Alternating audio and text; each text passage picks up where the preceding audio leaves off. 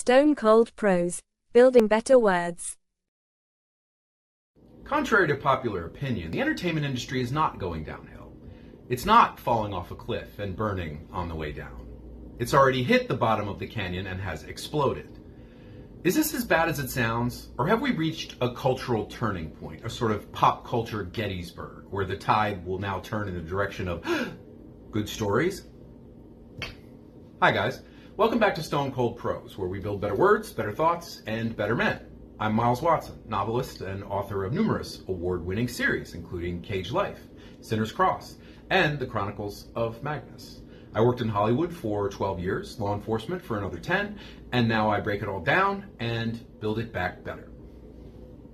So let's get into this. As someone who has seen how the sausage is made, and now looks upon Hollywood from afar with emotional distance, I can say definitively that everything about modern entertainment is markedly, noticeably, objectively worse than it was just 10 or 15 years ago. The few shows, films, and video games which are really good only highlight how terrible, or at least how mediocre, almost everything else has become.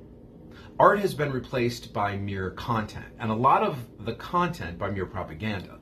Despite certain tectonic shifts in the political landscape and the widespread rejection of much of what is spewing out of Hollywood Babylon these days, there are, however, no signs that anything will change in the immediate future either. No surprise there. In order to fix a problem, you have to know that it actually exists and admit it, at least to yourself.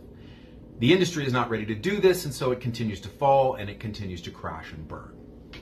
Now, I could a tale unfold as to how this came to be, but I'm going to keep this one short and to the point. Folks, the entertainment industry is rubbish because it no longer entertains. It has forgotten its mission, the very reason for its own existence. To entertain. The word, in case you were wondering, means to provide someone with amusement or enjoyment. And this is precisely what Hollywood has stopped doing. They no longer entertain because they no longer amuse. The relief they used to provide us from the pains and pressures and anxieties of everyday life through comedy, through drama, through fantasy, through role-playing is no more. Instead, they lecture us. What people used to rush to as an escape from everyday life is now something from which they require an escape. The refuge has become a trap. It's almost impossible to find a movie, television show, or immersive video game made in the last decade or longer which doesn't try to beat you into complete submission with its political, racial, and sexual takes. The basic premise of entertainment, storytelling, has been thrown out. In its place, we now have political propaganda tailored for the sort of people who can't live without social media. The trouble here being that social media was not, is not, and never will be actually representative of Americans or even common humanity. Twitter, X, Blue Sky, Truth Social, and so on are either echo chambers or otherwise a fringe, an outland, a dumping ground, a sluice where all political obsessives, passive-aggressive weaklings, misanthropic trolls, and monomaniacs are irresistibly drained. But because industry executives and pundits scroll through it all day, they've come to believe that it actually matters, that the badly written opinions within it actually reflect the feelings of the broad masses, the actual population, us. One may as well take a Gallup poll in a lunatic asylum. The answers you get will probably be honest, but they will not represent reality. Not for the rest of us, anyway. Now, one does not have to be a right-winger, and I'm not, incidentally, to detest the state and the continuing direction of entertainment. Nor does one have to be intolerant of the politics of others. No, one merely has to remember the days, not so long ago, when the purpose of a TV show, movie, or video game was to engage its audience rather than try to talk down to them, or to fill their head with dubious theories generated by university professors of dubious intellectual honesty or personal integrity, who've never held a real job in their whole lives. When a storyteller could try to make a moral point without revealing his own personal voting habits. When a showrunner or game designer understood that there's a fair country distance between giving a story a philosophy and pumping it full of ideology. Most everything sucks nowadays because the people making it suck at what they do. They suck on a fundamental, foundational level. They're surgeons who don't know how to cut, electricians who don't understand electricity, handymen with no tools. And they cannot fix their problems, either because they're too stupid to know there is a problem or too arrogant to admit it, which amounts to the same thing. They just don't get it. They don't grasp why people play video games or watch television shows or go to the movies in the first place. This fundamental, basic 101 understanding of their own business is utterly beyond either their means or their motives. Like the characters in Orwell's 1984, they have achieved the power of not drawing conclusions. Now look, I said above I wasn't going to go into how we got here, right? But now I find I can't avoid it. I promise I will stay off the subject of woke this time as much as I can. The stark fact here is that a lot of this idiocy is driven by a debasement of the very idea of activism caused by the internet generally and social media specifically. In my parents' day, activism meant risking getting your skull split or your life taken to promote a cause you believed worthy of your blood. The people who marched for civil rights, for example, well, they were often beaten, tear gas, blasted with hoses, bitten by dogs, and jailed. That was activism. Now, activism means tapping like as you swipe a screen from the comfort of your couch. It means posting safe, edgy memes on Instagram. It leaves no skin in the game and involves no actual risk.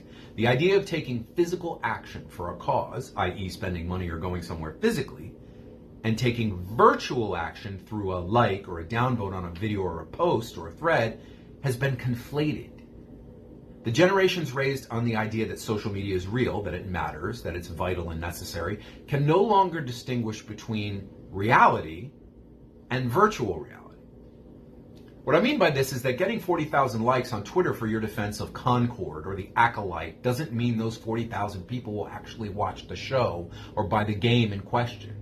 Assuming they're not actually bots owned by the studios that make this crap in the first place, the people here simply agree with the politics which drive the creation of those shows in the first place.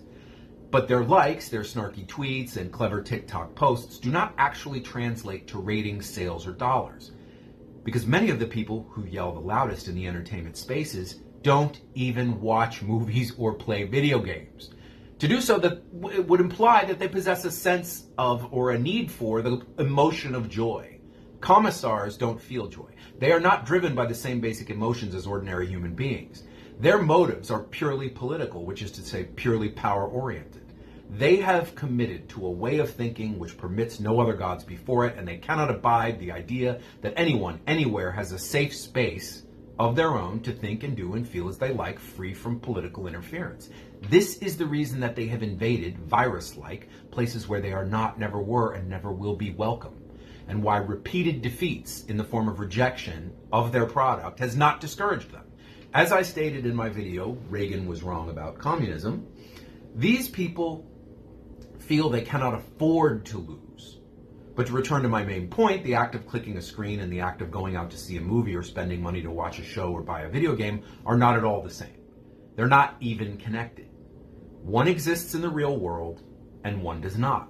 One is a simulation of reality and one is reality. Unless you think I'm lecturing you, I learned this the hard way when I first became a novelist. When advertising my book, Caged Life, plug, I had a huge ego boost when I saw one of the ads had 114,000 likes on Instagram. But when I cross-checked the ratio of likes to sales, I discovered that I'd need to get 10.4 million likes, the population of Greece, to sell just $1,000 worth of books. Likes, as it turned out, didn't pay the freaking rent. It's the same here. No matter how hard Hollywood panders to the extreme left, it will not change the fact that the extreme left is only a tiny percentage of society, or even of the left itself, and not, as a rule, willing to take meaningful action to support its continued existence. They will like, but they will not buy. They will support you with their words, but not their money or their actions. And Hollywood has yet to accept that fact. They keep doubling down, keep rewarding failure, keep blaming everyone but themselves for the situation, which is what happens when you put activists with no sense of reality or accountability in charge of things, any things. People like James Mangold and Bob Iger and Nick Calandra and Kim Blier and Alyssa Mercante and Nicholas Stoller and whatever Frost Curian is calling herself this week has been. Their ideology won't allow them to see reality. But the funny thing about reality is that it always trumps denial in the end. Always. You can deny your plane is going down until you're blue in the face. But brother, when it hits that mountain, you will know it. Capitalism is ultimately a very Darwinian process. If folks want what you've got, you're a millionaire. If they don't, well, as Dalton said in Roadhouse, there's always Barber College. In the real world, when a business fails to deliver a product the consumer wants, and the product fails, and ultimately the business will fail. In Hollywood, the products are failing left and right, but the business considers itself too big to meet such a fate and continues to churn out wokest, box-checked entertainment almost nobody wants, in some cases out of sheer spite. Whether this is sustainable and Hollywood really is too big to fail, I don't know. There are incredibly complex factors driving the economic boat that is movie studios nowadays alone, just movie studios, which boil down to the fact that it's easy to be profligate with someone else's money. Investors, not studios, foot the bill for these box office bombs, but that's the subject for an entirely different broadcast. In the meantime, there is some hope that wokeism has had its pick its charge, and that the tide of preachy, derivative, unimaginative, propagandistic, pandering, hack-written bullshit that has clogged movies, TV, and video games is finally starting to recede. That the SEG DEI mafia will soon have to vacate their offices and put their degrees in gender studies and intersectionality to good use, asking me if I want fries with that. But the small and very hardcore of industry veterans who haven't yet quit or been fired, who are waiting for the day that they can at least try to entertain people again instead of just pointing fingers at them, may actually get to dust off their figurative typewriters and entertain us once more with good scripts, good stories.